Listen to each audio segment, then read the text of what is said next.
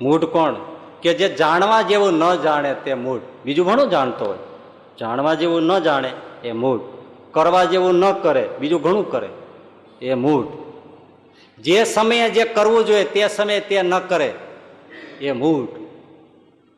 જાણે હરિભજન કરવા જેવું છે છતાંય ન કરે એ મૂઢ. એ મૂઢનો શિરોમણી. આપણે જાણીએ છીએ, લ્યો આ બધા તમે બેઠા છો એ જાણે છે બધા કે હરિભજન કરવું જ જોઈએ, કોઈ આમાં વિરોધી છે? છતાંય આપણે એમ જોઈએ કે કેટલાક કરે છે, જે બાકી રહી જાય તો એને સમજી લેવાનું હું મહામૂઢ છું. જાણે છતાં ન કરે કરવા જેવું એ મૂઢ. પોતે પોતાને ન જાણે એ મૂઢ. પોતાના આત્મતત્વને ન જાણે તે મૂઢ. ભગવાનના સ્વરૂપને જાણીને આશ્રય ન કરે એ મૂઢ. અને પોતે અજ્ઞાની હોવા છતાં જ્ઞાની છે એવું માની બેસે એ મૂઢ. જાણતો નથી છતાં એમ માને હું જાણું છું એ મૂઢ. આવા તો બહુ છે જગતમાં.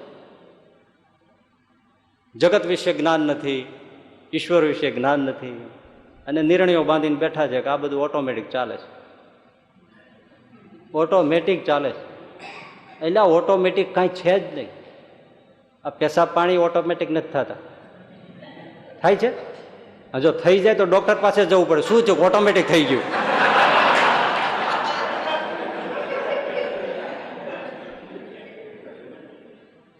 કશું ઓટોમેટિક નથી.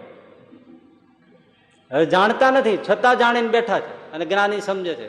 આ બધા જે મંદિરોમાં બેઠા છે અને ભગવાનની આગળ ધૂન ભજન કરનારા છે એ બધા મૂર્ખ છે, વેસ્ટ ઓફ ટાઈમ છે, સમય બગાડે છે.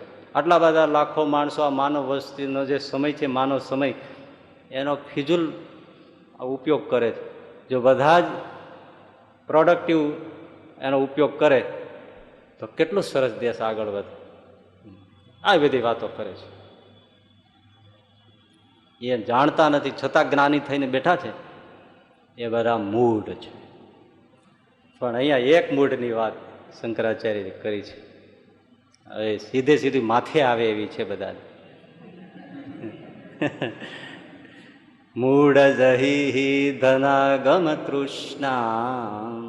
હે મૂઢ, આ ધન સંપત્તિ, પૈસો, રૂપિયા, ડોલર, પાઉન્ડ, આ ભેળું કરવાની, વધારે વધારે કમાવાની, મેળવવાની, સંગ્રહવાની જે તારી તૃષ્ણા છે ને એનો ત્યાગ કરે મૂઢ, ત્યાગ કર. શંકરાચાર્યને કેટલું થયું હશે કે આ પૈસો ભેળો કરવા વાળા પૈસાની પાછળ પડ્યા હશે, એ એને કેવા લાગ્યા કે પહેલા જ એને નવાજી દીધા. હે મૂઢ, આ મૂકી દે, આ મૂકી દે, તું આ રેવા દે. હવે આજે કોને મૂઢ ન કેવો? હે ભાઈ, પૈસા પાછળ કોણ નથી? ત્યારે વિતરાગી મહાપુરુષ જોઈ શકે છે, જાણી શકે છે કે આ મૂઢ છે. એને પૈસા ગણતા છે કેવો લાગતો છે, પૈસા પાછળ પીડ્યો છે શંકરાચાર્યને કેવો. આપણને તો દેખાડ, હજી પૈસાનું મૂલ્ય મટતું નથી ને. મૂલ્ય મટતું, હું આગળ વાત કહીશ તમને, મૂલ્ય મટતું નથી.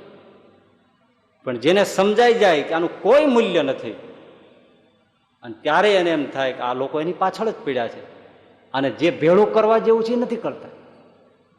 આપણને રસ્તામાં જતા 5 રૂપિયા મળી ગયા હોય તો ખુશી થાય છે ને? થાય છે ને? પણ આપણને વાત વાતમાં કોઈ બેસાડીને 5 મિનિટ ધૂન કરાવી હતી એટલી ખુશી થાય છે. ઉલટાને એમ થાય છે ક્યાં હલવાઈ ગયા.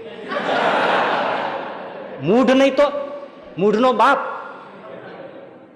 તમને એમ કે ભાઈ આવજો આજે સત્સંગ છે, તો કે આવશું, પણ આવી ગયા પછી એમ કે ઠીક છે, પણ એક દિવસ બગડ્યો. બગડ્યો કે સુધર્યો?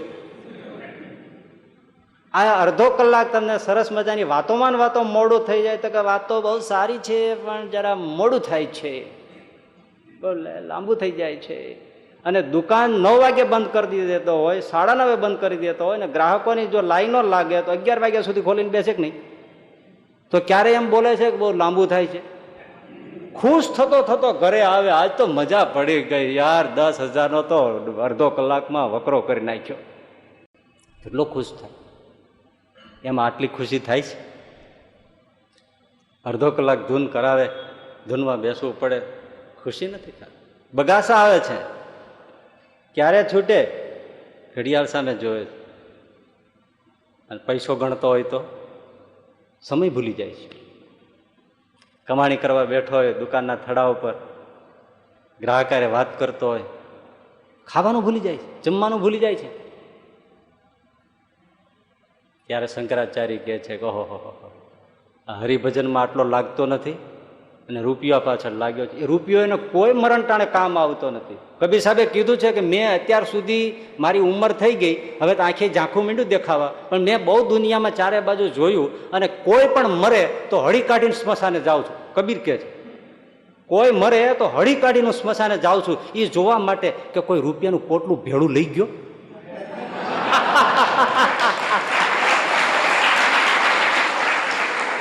શું વાત કરી કબીરે કે હું હળી કાઢીને જોવા જાઉં છું, પણ મારી આંખના નેજવા ઝાંખા થઈ ગયા તો હજી સુધી મને એક પણ એવો માણસ જડ્યો નથી જે માથે પોટલી બાંધી લઈ ગયો હોય.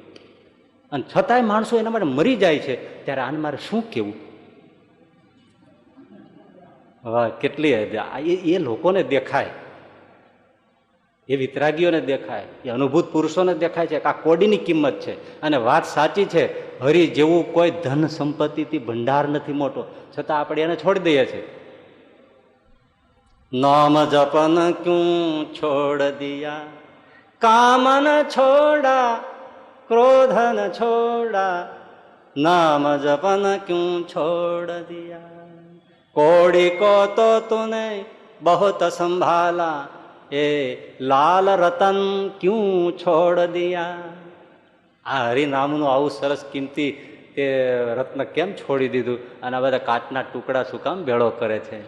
એટલે પૈસાની પાછળ જે પડ્યા છે, વધારે ને વધારે કમાઈ લઉં, વધારે ને વધારે ભેળો કરી લઉં, એવી જે તૃષ્ણા છે, શંકરાચાર્યજી કહે છે એ મૂઢ મૂકી દે, આ છોડી દે.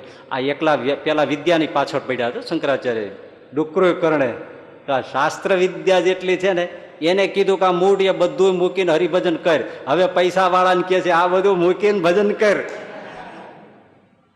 પેલા પંડિતોને પકડ્યા, હવે શ્રીમંતોને પકડ્યા શંકરાચાર્યજી કે આ રૂપિયા કરીમાં ગોટો વળી જઈશ, ભજન કરી લે, કાંઈ કામ નહીં આવે.